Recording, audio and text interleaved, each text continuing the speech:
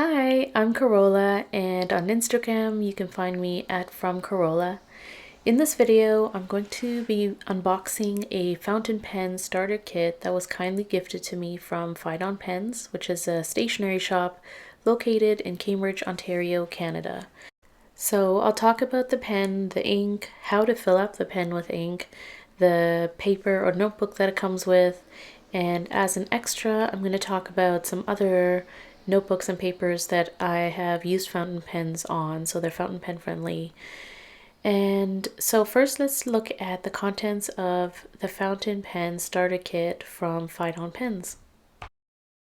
So I'm just unwrapping everything that comes in this lovely tissue paper. The first item that I'm unwrapping is the ink bottle that comes with it. The brand is Monteverde, USA, and the color that I chose is a blue-black, but there are other options that you can go with. I like this ink because it's a quick drying ink. So you may recognize this notebook. It's a Rhodia lined notebook and it's very fountain friendly. So great for starting out. So I saved the pen for last because it is such a great pen. It's the TWSBI Eco.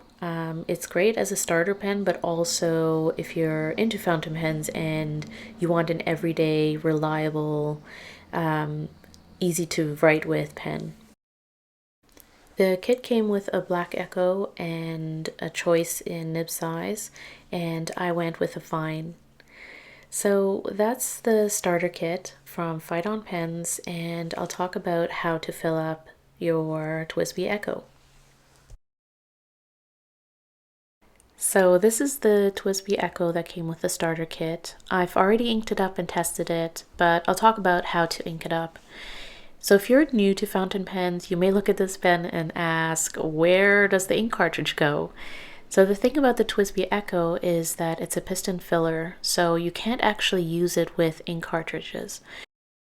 But the reason why I love these pens so much is that it holds so much ink, and you can see by the ink sloshing around how much room there actually is.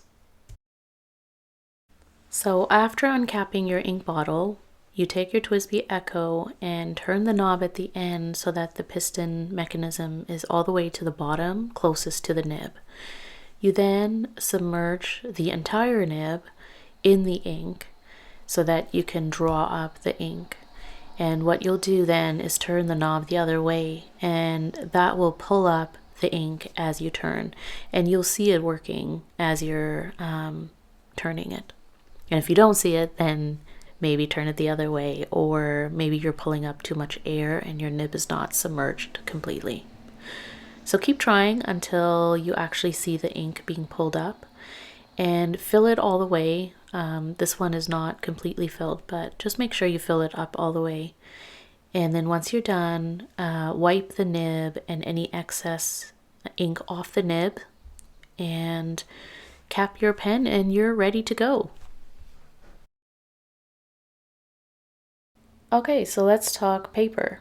In the starter kit, it comes with a Rhodia lined notebook. Rhodia is great for fountain pens and markers. If you're hand lettering, taking notes, it's coated so that your ink will not ghost or bleed through. I would still test the paper as I always do with all my notebooks. And so I'm going to do a quick test in this notebook as well. And I'll also talk about some other notebooks and papers that I use fountain pens on so that you can just kind of compare the different notebooks.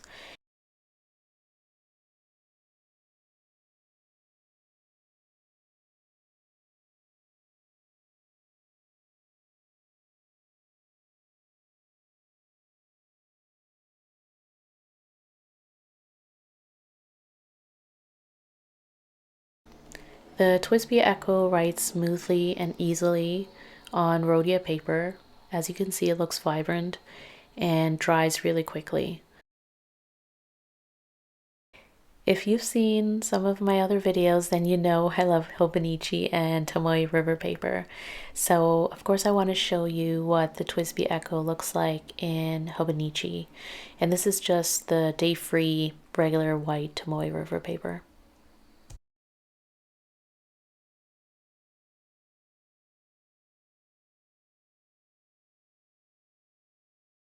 The ink looks great on this paper.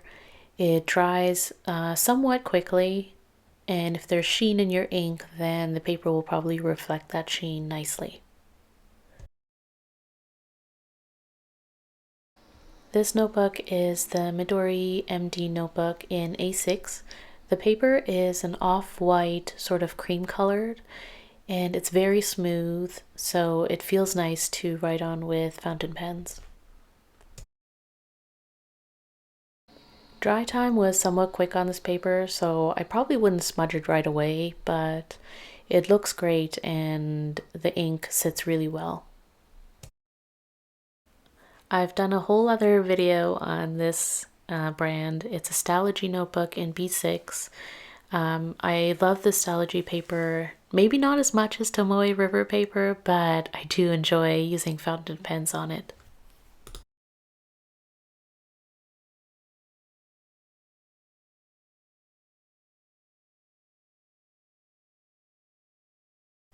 I'd say dry time is pretty similar to Tomoe River paper as well, the Hobonichi.